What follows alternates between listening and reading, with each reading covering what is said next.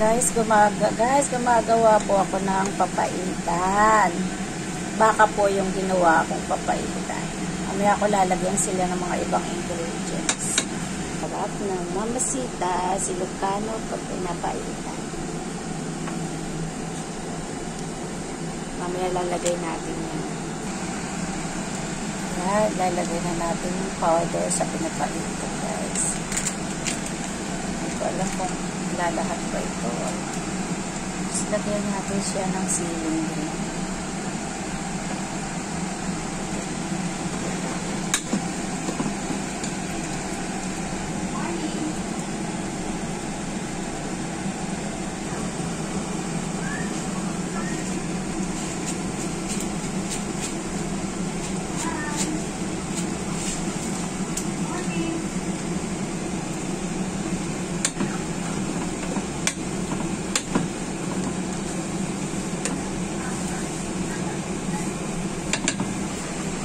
Yan, dagdagan na natin siya ng sabaw para nang sa ganun ay ano siya. Ang papaitan kasi pinaka masarap dyan yung maraming sabaw, kaya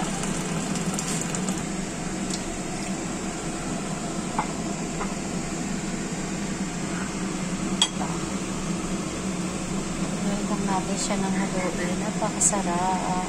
Na-miss ko to. Birthday kasi ni Mami Del, 60 years old. So, ngayon, ako ngayon ang nagluluto para sa kanya. Makatikim man lang siya ng kaibang luto paminsan-minsan.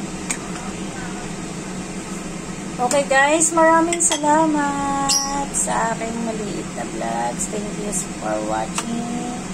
Salamat po. Papaitan, lutong Ilocano, Filipino food.